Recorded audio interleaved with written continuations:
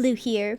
You know what I absolutely love? Greek mythology. Something about Zeus not being able to keep it in his toga and the hijinks that ensue will always be a fascinating topic to speak about, especially when a lot of it isn't even properly recorded as it's told through word of mouth instead of paper. Wouldn't you know it, but on the night before Halloween, I binged an entire show on Netflix called Blood of Zeus that absolutely satisfied that itch of Greek mythology within me. So roll the intro and let's get started.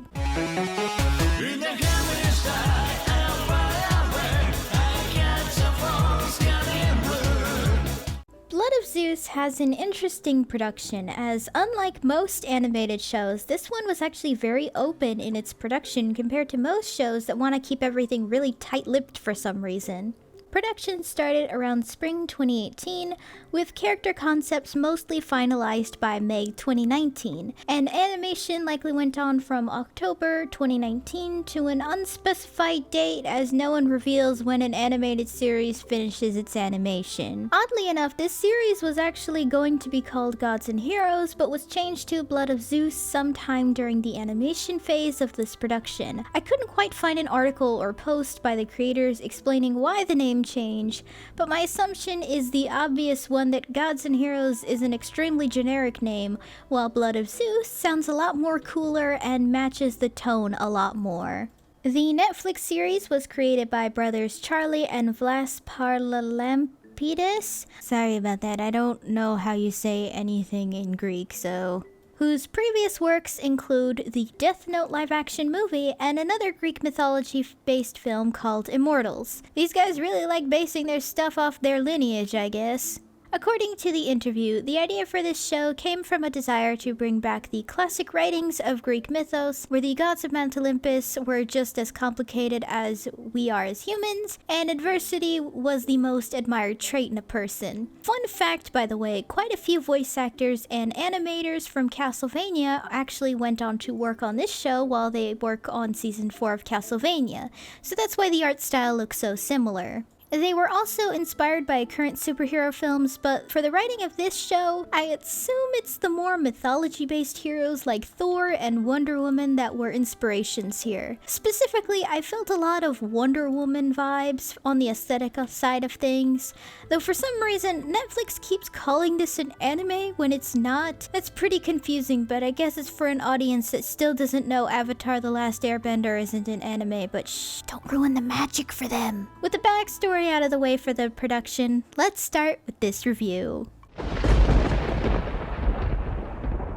I will be discussing spoilers here, by the way. If you want to avoid spoilers and just hear the animation and other stuff, just skip here to avoid it. Now, here's an interesting idea. The story starts with an explanation for those who don't know that Greek mythos was often told through word of mouth. So hundreds of stories are simply lost to the world, and that is one of those lost stories, which is super cool to me. I like the excuse behind that. Really neat stuff. Heron is a young man who was born and raised in a village that's covered in a thick fog, so no one can leave, so he constantly is bullied and harassed, as he's seen as a curse on the town since it only showed up the moment he and his mother arrived. His mother is also a subject of hate in this town. One day, the leader of the Amazons named Alexia announces that there are new creatures of the night that emerge called demons, and that humans need to be aware of them. Surprise, surprise, demons attempt to attack the village that night, where Alexia exposes them to the public. There's also an old man that's surprisingly nice to Heron and helps him a lot, though he doesn't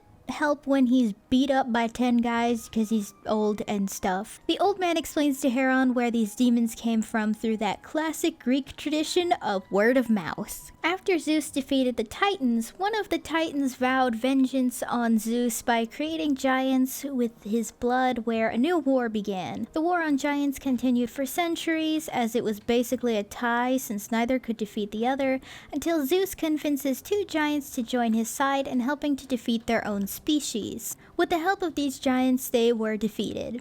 Zeus had Hermes take their souls and store them in a special container made by Hephaestus that only Hermes could open with its special cuff thing. They store the box in a secret location where Hephaestus made a giant robot called Talos to protect the box as to ensure the giants would never be alive again. I don't know why, you just take the souls of the giants to the underworld so Hades can torture them or something, I guess. Poseidon buried the bodies into the water, but a dangerous storm washes up the giant's body hundreds of years later, where a mysterious man became consumed by the hatred and rage burning within the giants due to their titan's blood. He eventually ate the flesh of this giant and became a demon. He made other people eat the giant, where now demons are made by this man with a mysterious goal in his mind. Demons eventually wreak havoc in the village, though surprise, surprise, we find out the old man is Zeus. Heron's mother, Electra, explains that she caught Zeus's eye in a literal copy and paste of Heracles' story. Zeus transforms into her husband to bang, which I'm not going to touch on the consent issues with that one, but just know I expect nothing less from our good old guy Zeus. Well, I guess you could say Zeus. Girls is thunderbolt. We also meet Apollo, who tries to cover up for Zeus, as his prophecies foretold that she would have a son, and to make sure Hera doesn't do, well, Hera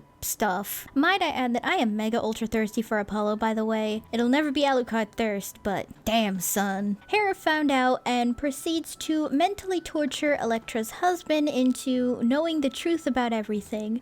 When Heron is born, he had an older twin brother, who was the son of Electra's husband, while Heron is the son of Zeus. Fun fact, by the way, there is a condition in which twins can have separate fathers, and it's called that, which I am not gonna say because that's a long word, which is extremely rare and has only been recorded 5 times since 1982. Accurately enough, though, this is a super popular genetic happening in Greek mythos, even happening with Heracles and another Greek mythos character. In an attempt to kill her son, Electra kills her husband, and Zeus takes her and Heron to a secret island with a deep fog that Hermes had made. Heron's older twin brother was left behind as he was the king's real son, thus Zeus believed he would be safe. Unfortunately, that wasn't the case, as his older twin brother was almost murdered by his uncle as a baby. He only survived because a servant loyal to Electra cared for him and ran away to raise him in secret until the baby was ready to take the throne or something. This servant, who became a mother to him, was murdered by one of his sons of his uncle in front of him, which damaged his eye and gave him a pretty cool scar. Seraphim, the name of Heron's older brother, grew up to become a big beefy man so he could be strong enough to kill his cousin, which he does and gets in pretty big trouble for it. While running away from the guards for killing a noble, he eventually stumbles upon the giant corpse mentioned earlier where, surprise, surprise, he's the big baddie demon dude who made the cult around him or something, and his goal is to kill nobles and just kinda run the world, I guess? Understandably, Hera is absolutely pissed at Zeus as soon as she finds out Heron is alive this whole time, and does what she does best and ruin innocent people's lives instead of beating the shit out of Zeus. Then again, this show does explain that she can't really attack him because he is more powerful than her, since, big zappy lightning is gonna get you a lot faster than some pebbles. During a particular exposed party where the entire pantheon confronts Zeus and how he's meddling with mortals too much and all the damage he has caused, which includes the most hilarious "baby I'll never change, I love you" line from Zeus ever. Hera decides she'll fuck with fate too, and basically gets Heron and Seraphim's mother killed by Seraphim's own hands, who had no idea the woman he killed was his own mother he longed to see, adding to the Greek tragedy in this series. Heron is kidnapped, with Alexia going on a journey to find a map to the giant's corpse or something, as destroying the giant will kill all the demons. Again, I have no idea why Zeus or anyone else in this pantheon thought to maybe, burn the corpse of the giants or something, but I guess Athena took a day off that day to tell them they should obliterate the titans' corpses instead of Poseidon just splashing some water on the problem. Eventually, Hera meets with Seraphim, who basically gives him an explanation of his own backstory he already knew. That's one weird thing here, is that certain characters explain the backstory to a character who knew their own life. It made sense with Heron because he didn't know who his father was nor anything about his past prior to his birth. But with Seraphim, it feels a little silly if I'm being honest. I feel like there could have been another way. Maybe Seraphim tells Hera and she gives him the rest he needs to know? I'm not sure. Hera and Seraphim form a pact, which Hermes witnessed at one point to tell Zeus about it, while the entire pantheon takes Hera's side in this messy case of Zeus cheating on his wife for the millionth time, and everyone is just kind of done with his bullshit. I mean, if my boss/dad kept cheating on his wife for thousands of years, I'd be pretty pissed too and quit. Not to mention that, like, technically Hera and Zeus are siblings, but to my knowledge, the show is not acknowledging that nor keeping it canon here, so I don't know, fam. This kind of stuff is pick and choose. I know to many this looks like the show is trying to make Zeus look like a hero, but I just can't say the show exactly paints him in a good light nor gives him the A-OK for his actions just because Kronos earned Worst Dad of the Year mug. If anything, it paints Zeus and Hera rather realistically compared to most interpretations. Zeus is often rash and doesn't think before he does something, and Hera is full of anger to a point where it corrupts her judgment. Then again, probably not a good thing to marry the goddess of marriage, where she takes being faithful pretty seriously. Zeus sacrifices his life to save Hera. Hera is gravely injured, but I think she survives at the end. A lot of gods are injured, but Heron manages to correct the mistakes of his father's life. All throughout Heron's life, he's had anger issues, so he finally learned to channel his anger quite literally and defeated his brother. Now, it's a bit Deus Ex Machina, but basically the death of Zeus caused Heron to inherit his powers. I mean, Gaia did prophesize he would eventually have a son who would surpass him in power someday, so maybe Heron is that son? Though before passing out, Heron seals all the giants back in the jar, thus saving the day. It's unknown if their bodies were destroyed this time, but I would hope they would, cause they're asking for this shit to happen all over again if they don't. Heron wakes up to his brothers basically saying they're proud of him, and Zeus would be too, where he meets with his friends with plans for a new adventure. Though it's not over yet, as we see Seraphim waking up in Hell's side of the underworld, where he'd be greeted by Hades, where we find out the spear he's had throughout this entire series is actually Hades.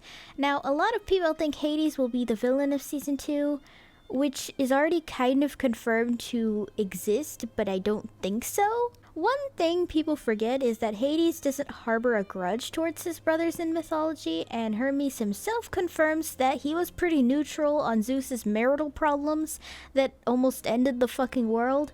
While we see him menacingly, remember that he probably was torturing Seraphim, as Hades' primary thing is torturing shitty people on the bad side of the underworld, according to what little there is on Hades. Now, I personally feel like the story kinda ends. I can't see a way to continue the story, but the writers have tossed some ideas involving Athena, and Hera is still alive. Though I will say a second season is going to be very interesting without Zeus actually being there, since Heron is the new Zeus. The story overall is a little rushed, I guess. The story moves by fairly quickly to a point where it's just a really long movie than a show, and some characters I personally felt were kind of thrown in last minute. I also kind of felt like the flashbacks were a little too often. Considering we're binging this, we're not gonna forget what happened in the last episode, but I guess the team kind of assumed people would watch this slowly for some reason. A lot of story elements here pretty much require you to have a fairly decent non-Disney understanding of Greek mythology to understand what's going on too. I do like it though. I think if you didn't tell anyone, they would probably think this is a real story from ancient Greece, as it follows the same story beats and logics as many Greek tales did. Overall, while many would say the story is a little rushed, I still really loved it, and I really did love the attention to detail in this story. Here here's the part where it is a bit tricky. Now, many called Heron boring, but remember, a lot of Zeus's human children were kind of fucking boring. Heracles and Perseus are basically just the symbols of pure manhood and the human spirit more so than an actual character going through development. However, Heron is different from his past brothers, and that is because he has the very human emotion of inner anger and becoming blind by that. The contrast and difference between Heron and Seraphim is that Heron has to learn to let go of his anger because of how he was treated his whole life, and Seraphim embraced his anger and let it consume him. That dynamic to me, although a tale as old as time, is still a really interesting one to explore. In fact, you could say the series in general is about the dangers of holding in your hatred instead of letting go and learning to finally walk away from what's pissing you off. Though much of the Pantheon is not really explored much personality-wise, so I can't quite do a list here. I can say that Apollo seems confident, seemingly optimistic or leans towards it, and definitely a flirt. I also appreciate the hibiscus reference here. That was a really nice touch. Hermes seems to play the role of guiding hand and messenger, something akin to what he does in the Iliad, I guess.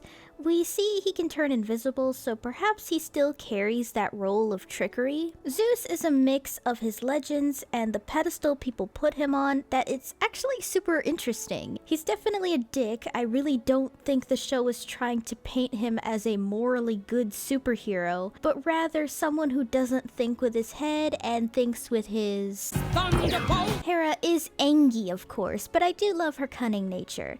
She's like Carmilla from Castlevania, but way fucking angrier. Now that we're done discussing the personalities of what we know, can I talk about how much I love these character designs? Hermes and Apollo in particular are my favorite here. Hermes' hollow rainbow cape is incredible and gorgeous, and Apollo is just... damn, the sunlight boy burns me up. Though I saw a lot of people confused as to who was who, so from looking at production notes, here's the full pantheon for people aside from the ones I just mentioned.